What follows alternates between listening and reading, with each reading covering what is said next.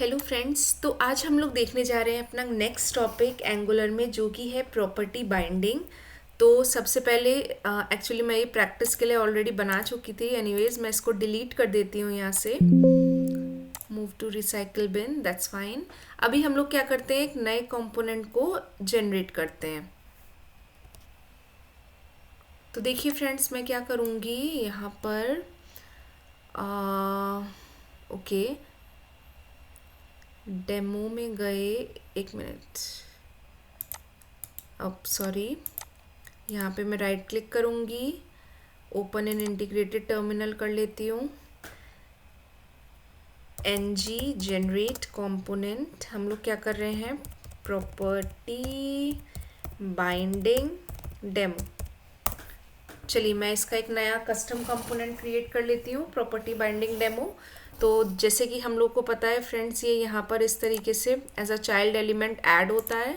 तो यहाँ पर मैंने क्या किया, यहाँ पर मैं इसके एलियास को लूँगी, कंट्रोल सी करूँगी और कॉल कर लूँगी अपने app.html में, जो कि मैं ऑलरेडी कर चुकी हूँ। देखिए यहाँ पे ये कॉल्ड है। और यहाँ पे मुझे क्या करने पड़ेगा, .ts फाइल में इसको इंपोर्ट करना पड़ेगा। तो देखिए मैंने इंपोर्ट ऑलरेडी यहाँ पर कर रखा है। इसको फ्रेंड्स मैं थोड़ा सा डिलीट करती हूँ थोड़े टाइम के लिए। ओके, एनीवेज, सो अब हम लोग आते हैं अपने किस तरीके से हम लोग प्रॉपर्टी बाइंडिंग को यूज़ करते हैं। तो देखिए यहाँ पे मैं HTML में आऊँगी और मैं यहाँ पर क्या कर रही हूँ, मैं सपोज़ कोई भी इनपुट, सॉरी, यहाँ पर मैंने कोई भी इनपुट टाइप अपना कंसिडर कर लिया, लाइक इनपुट टाइप ले लेती हूँ मैं एग्जाम्पल के लिए टेक्स्ट। यहाँ पर कोई भी आईडी ले लीजिए आप लोग, आईडी इक्वल्स टू आप लोग ले सकते हैं टेस्ट आईडी। और यहाँ पर वैल्यू ले लीजिए, कोई भी वैल्यू ले लीजिए, सपोज मैं अपना नाम, सॉरी, यहाँ पर मैं क्या कर रही हूँ, अपना नाम यूज़ कर रही हूँ, पूजा श्रीवास्तव, राइट। अब देखिए फ्रेंड्स, यहाँ पर क्या होता है, ये जो आईडी है ये मेरा नॉर्मल HTML का एट्रीब्यूट है, डॉम प्रॉपर्टी है और डॉम प्रॉपर्टी भी है। तो HTML का एट्रीब्यूट मतलब जब पहली बार ये होता है, जब आईडी हमारी डिफाइन होती है, तब ये इस तरीके से यूज़ करता है। बट अगर हम अपने मैनिपुलेशन कर रहे हैं अपनी इस प्रॉपर्टी पे, इस डॉम प्रॉपर्टी, इस आईडी प्रॉपर्टी पे, तो क्या हो जाती है, यही मेरी आईडी जो है ये मेरी बन जाती है डॉम प्रॉपर्टी, राइट। तो डॉम की लैंग्वेज में हम लोग कह सकते हैं कि जब मैनिपुलेशन इस चीज़ पर परफॉर्म हो जाएगा, तो जो ये वैल्यू है ये मेरी क्या बन जाएगी, डॉम की प्रॉपर्टी। जो तो होता क्या है फ्रेंड्स कि अभी आपको ये, मतलब जब मैं ये रन करके दिखाऊंगी तो आपको ज़्यादा डिफरेंस समझ में आएगा। तो डायरेक्टली हम लोग क्या करते हैं, इसको पहले रन कर लेते हैं। तो यहाँ पर मैं डालती हूँ ng सर्व, एंटर प्रेस किया, ओके, इसको यस कर लीजिए। तो देखिए ये यहाँ पर क्रिएट हो गया। इस चीज़ को फ्रेंड्स कॉपी करिए, कंट्रोल C, और आप अपने पोर्टल में चले जाइए, यहाँ पे कंट्रोल V कर दीजिए, एंटर। तो देखिए यहाँ पे आ गया आपका डेमो बाइंडिंग्स वर्क, लेकिन अभी फ़िलहाल के लिए आपका टेक्स्ट बॉक्स नहीं आया। तो हम लोग चेक करते हैं, आई थिंक मैंने इसको सेव नहीं किया है, तो कंट्रोल S, हाँ, अब अपडेट मेरा सेंड हो जाएगा। तो देखिए यहाँ पे मेरा टेक्स्ट बॉक्स इस तरीके से आ गया। अब आप समझ रहे होंगे कि यार ये वैल्यू बाइंडिंग क्या है, और ये वैल्यू बाइंडिंग और ये attribute binding, what am I talking about. तो देखिए एट्रीब्यूट बाइंडिंग और जो प्रॉपर्टी बाइंडिंग है उसमें थोड़ा सा फ़र्क होता है, और वो फ़र्क आपको अभी यहाँ पर समझ में आएगा। देखिए आप लोग क्या करिए, इंस्पेक्ट एलिमेंट करिए यहाँ पर, ठीक है। यहाँ पर देखिए आप अपने रूट पे जाएंगे, ये बाइंडिंग डेमो लेंगे।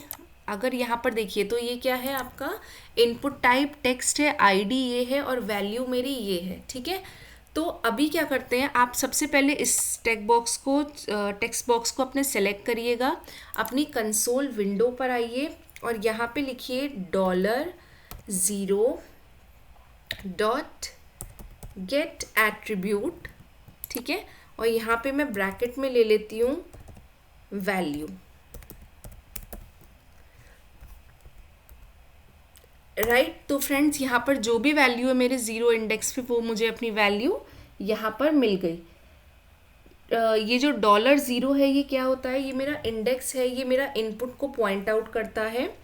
तो $0 डॉट गेट एट्रीब्यूट वैल्यू से क्या होगा, जो मेरी वैल्यू होगी उस एट्रीब्यूट की वो आ जाएगी।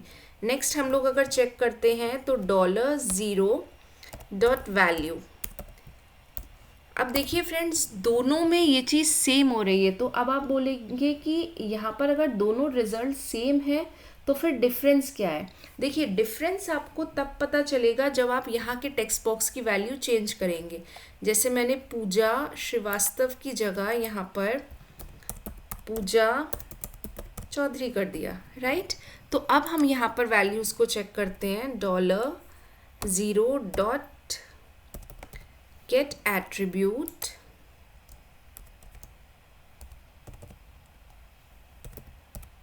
Value, right. देखिए ये यहाँ पर जो आपका HTML एट्रीब्यूट था उसकी वैल्यू अभी भी सेम है, बट क्योंकि आपने मैनिपुलेशन करा है अपनी डॉम की प्रॉपर्टी पे, तो अगर आप इसे अब चेक करेंगे $0 डॉट वैल्यू, तो देखिए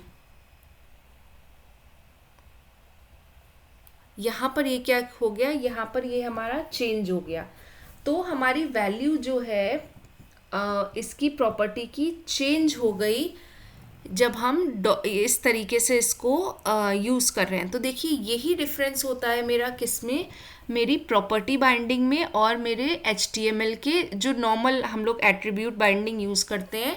एट्रीब्यूट बाइंडिंग में क्या रहता है फ्रेंड्स कि जो वैल्यू होती है वो हमेशा हमारी सेम रहती है, और अगर आपका रिजल्ट आप चेंज कर देते हो तो वो नोटिफाई नहीं होगा। लेकिन वो नोटिफाई कब होगा, जब आपकी वैल्यू प्रॉपर्टी की वैल्यू चेंज कर होगी, मतलब प्रॉपर्टी बाइंडिंग हो रही है आपकी, वो आपकी वैल्यू जो हो रही है वो चेंज हो रही है, राइट। तो एट्रीब्यूट मतलब क्या होता है, वो चेंज हमारा नहीं होता है एट्रीब्यूट बाइंडिंग में, लेकिन वैल्यू मेरी क्या हो रही है, चेंज हो रही है। तो यहाँ पर आपको डिफरेंस क्लियर हो गया होगा कि एट्रीब्यूट बाइंडिंग और प्रॉपर्टी बाइंडिंग में डिफरेंस क्या है, कि एट्रीब्यूट बाइंडिंग मेरा HTML से डिफाइन किया जाता है और property binding with the help of any DOM element. Attribute की जो वैल्यू होती है वो कांस्टेंट होती है, लेकिन प्रॉपर्टी की वैल्यू लगातार, देखिए यहाँ पर आप जैसे जैसे चेंज करेंगे आपकी वैल्यूज़ चेंज होती रहेंगी। और एट्रीब्यूट की हेल्प से हम लोग क्या करते हैं, केवल इनिशियलाइज करते हैं डॉम की प्रॉपर्टीज़ को।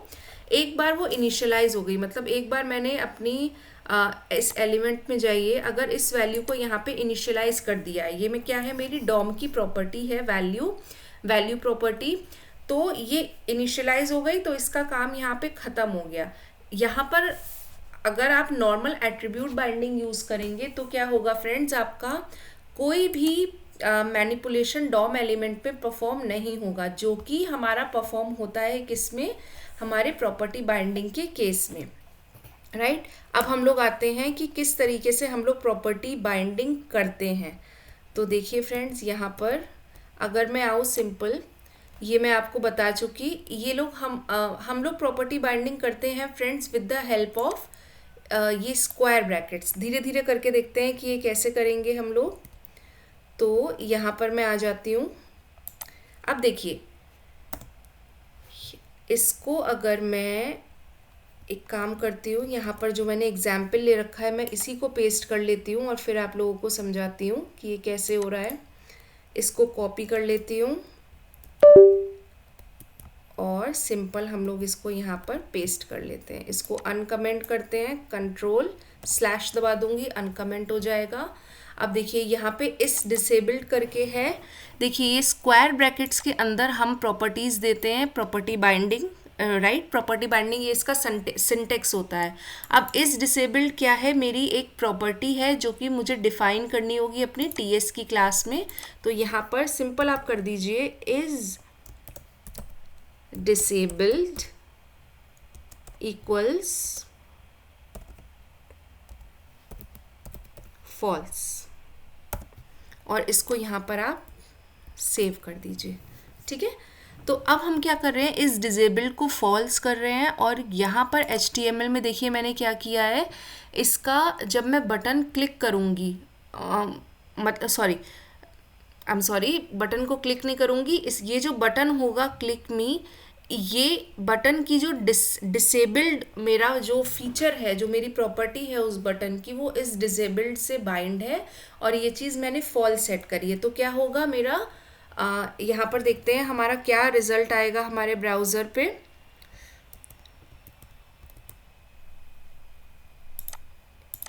ओके फ्रेंड्स, मैं आई थिंक इसको सेव करना भूल गई हूँ, इसको Ctrl+S करेंगे तो देखिए रिजल्ट मेरा अब अपडेट हो जाएगा। यहाँ पर देखिए ये जो है, यहाँ पे मेरा इस डिसेबल्ड क्या था, फॉल्स था, तो ये क्या हो गया, मेरा डिसेबल हो गया, राइट।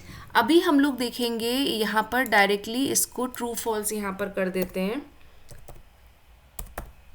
ट्रू अगर मैं करूँगी, आई थिंक थोड़ी सी मिस्टेक हो गई लास्ट में, अगर मैं इसको ट्रू कर रही हूँ तो लेट्स चेक क्या होता है।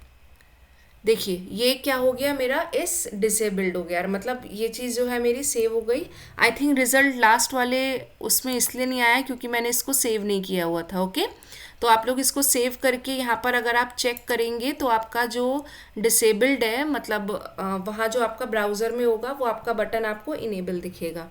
तो ऐसे ही अगर मैं डिसेबल्ड को फॉल्स कर दूँ, ओके फॉल्स कर दूं, तो इसको Ctrl+S करती हूँ और ब्राउज़र पे इसका रिज़ल्ट देखते हैं। ये देखिए यहाँ पे फ्रेंड्स, ये क्या हो गया, बटन इनेबल हो गया।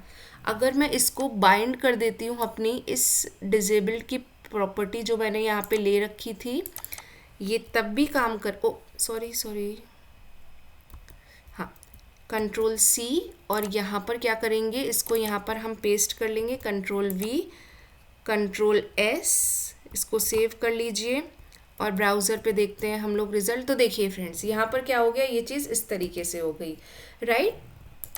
अब मैं आपको एक चीज़ दिखाना चाहती हूँ, ये सपोज़ फॉल्स कर दिया मैंने यहाँ पे मैनुअली, Ctrl+S किया। अब देखिए ब्राउज़र पे इसका रिज़ल्ट क्या है, ये चीज़ ट्रू है, राइट। सपोज़ आप इसको सेम, मैं इसको कॉपी कर लेती हूँ, Ctrl+C, और यहाँ पर मैं क्या करती हूँ, इसको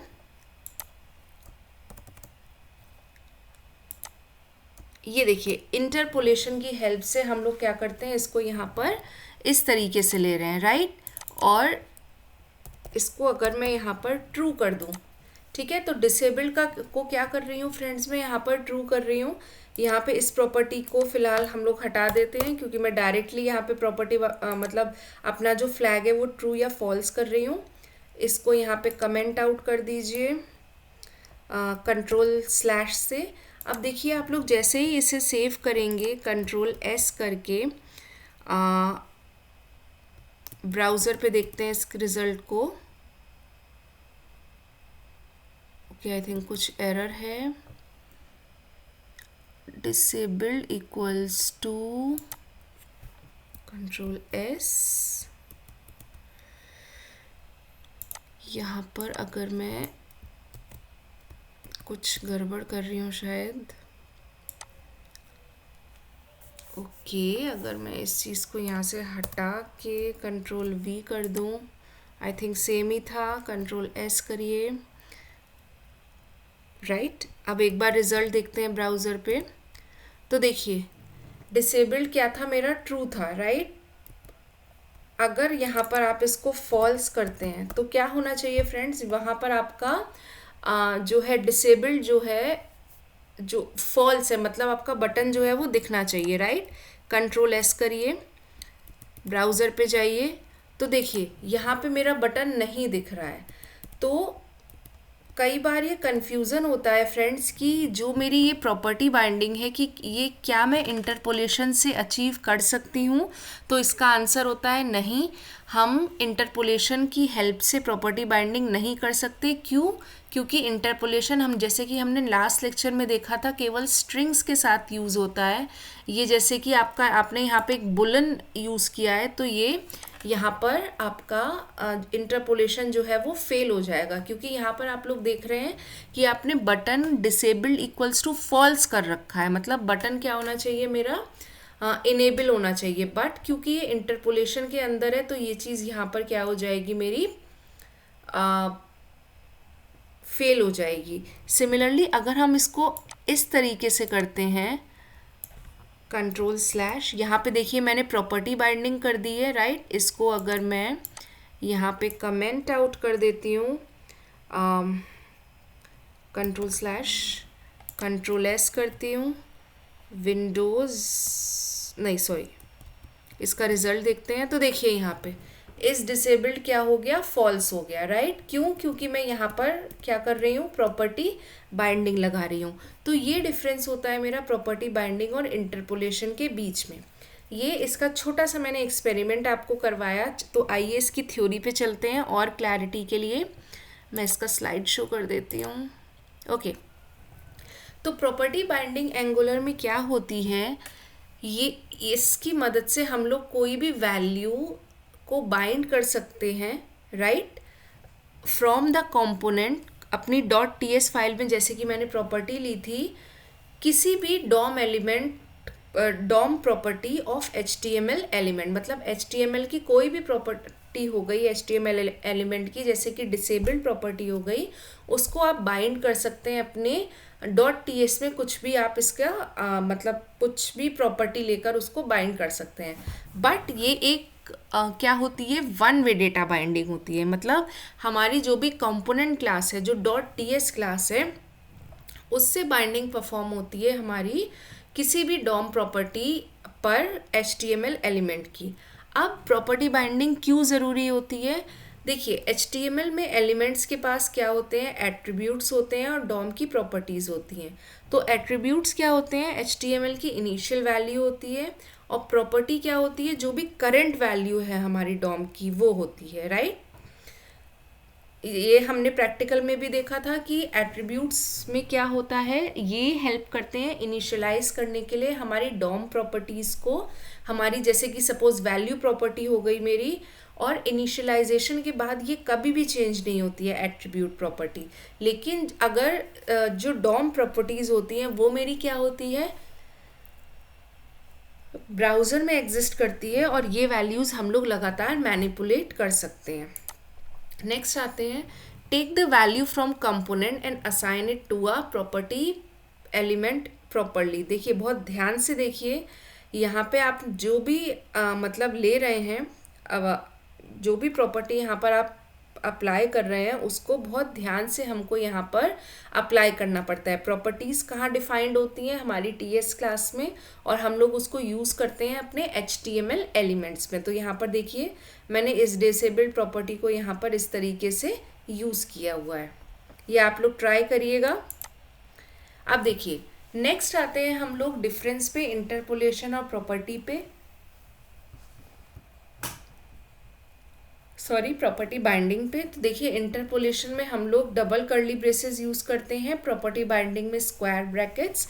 ये केवल स्ट्रिंग्स के लिए लगता है, और ये प्रॉपर्टी बाइंडिंग मेरी डॉम प्रॉपर्टीज़ के मैनिपुलेशन के लिए लगती है। तो जैसे कि अगर कोई आपका बुलेट फ्लैग हो गया, जैसे डिसेबल्ड प्रॉपर्टी हो गई अगर आपकी HTML एलिमेंट की, तो उसको आप इंटरपोलेशन से सेट नहीं कर सकते हैं, राइट। उस केसेस में जहाँ पर डॉम प्रॉपर्टीज़ होती हैं, जैसे कि डिसेबल्ड हो गई, चेक हो गई, तो उस केसेस में आप लोग यूज़ करिए प्रॉपर्टी बाइंडिंग। सो ये जो होता है वो गलत होता है, ये एक स्ट्रिंग की तरह ट्रीट होगा, जबकि ये चीज़ जो है वो आपकी करेक्ट रिजल्ट रिटर्न करेगी ब्राउज़र पे। So that's it for this lecture. अगर आपको कोई भी डाउट हो तो प्लीज़ उसे कमेंट सेक्शन में स्पेसिफाई करिए। Thank you.